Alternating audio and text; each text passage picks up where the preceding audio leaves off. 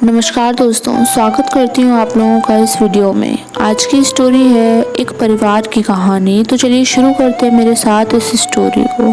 विवाह के इतने वर्षों बाद भी निर्मला की कोख सूनी थी, मगर गोद नहीं। तीनों देवरों के सारे बच्चे निर्मला को अपनी बड़ी माँ मानते थे और कोख से जन्म देने वाली माँ को दूसरी। परिवार के सारे बच्चों की वह बड़ी माँ थी।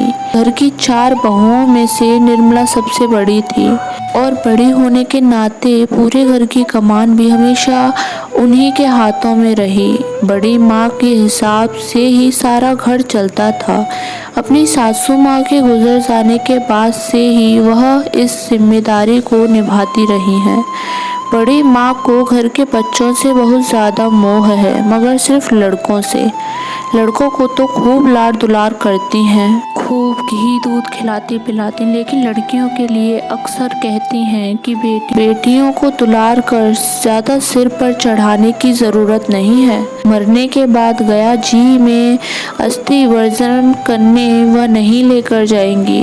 इन्हें तो एक दिन पराए घर चले जाना है। घर में लड़कियों के लिए ढेर सारे कायदे कानून बने थे, जैसे कि अंधेरा होने के बाद वे घर से बाहर नहीं जा सकती। कहीं जाना हो तो भाई या माँ को लेकर जाओ।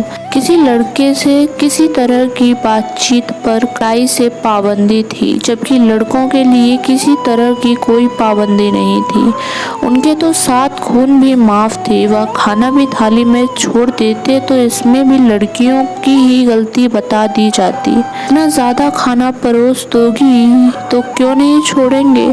लड़कियां बड़ी माँ की झिड़कियाँ सुन सुनकर खूब चिढ़ती थी, लेकिन बड़ी माँ है यह सोचकर उनकी बातों को एक कान से सुन और दूसरे कान से निकाल दिया करती। कभी उनकी कही हुई बातों को बुरा नहीं माना। उन बेटियों में से एक बेटी रमा भी थी। रमा परिवार की सबसे छोटी बेटी थी। धीरे धीरे परिवार बड़ा होता गया। घर में जगह कम पड़ने लगी तो बेटों ने जो आसपास अपने रहने के लिए अलग अलग ठिकाने खोज लिए, लेकिन बाकी सब इसी घर में बड़ी माँ के साथ रहे। नए जमाने की हवा में घर परिवार की लड़कियां स्कूल जाने लगी।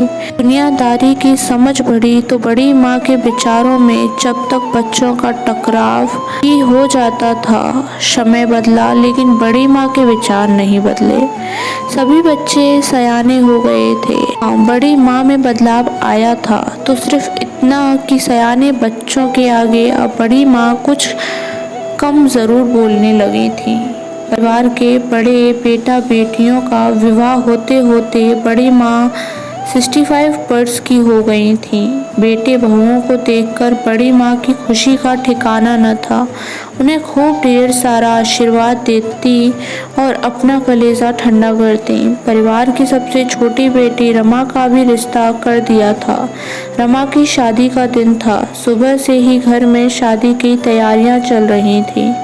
बड़ी माँ घर की नई बहुओं से शादी की रस्में बता कर संपन्न करवा रही थी। शाम ढलने पर बारात लड़की वालों के द्वार पर पहुंची तो वधू पक्ष ने बारातियों का शानो शौकत के साथ भव्य स्वागत किया।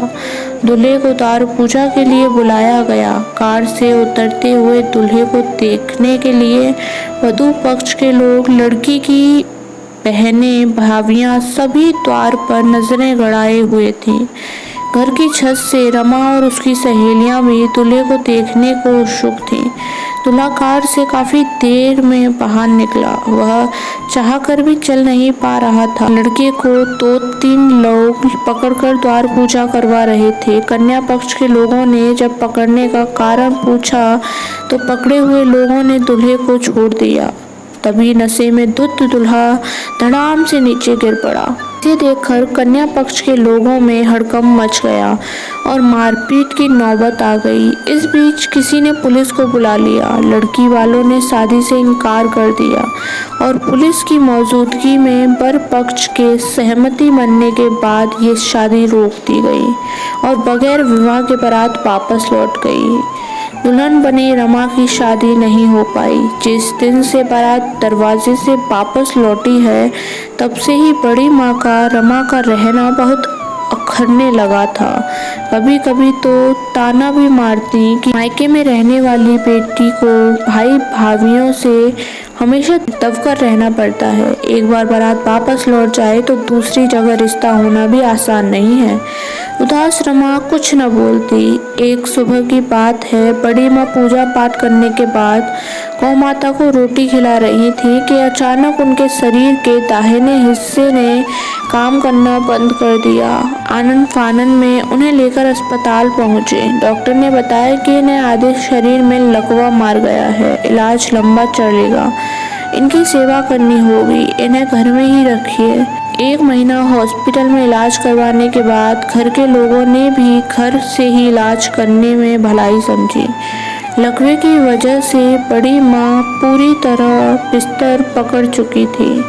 बीमारी की खबर मिलते ही बड़ी माँ की बहन, भाई भतीजे के अलावा दूर और नज़दीक के तमाम रिश्तेदार उन्हें देखने के लिए आए, लेकिन सबने बस हालचाल लिया और चलते बने। आग्रह करने पर भी बड़ी माँ के पास चंद दिनों के लिए रुकने को कोई राजी न हुआ। घर की बहुओं ने भी अपने घर की परेशानियां गिनवाकर कन्नी काट ली। तब उनकी सेवा को आगे आई रमा बेटी।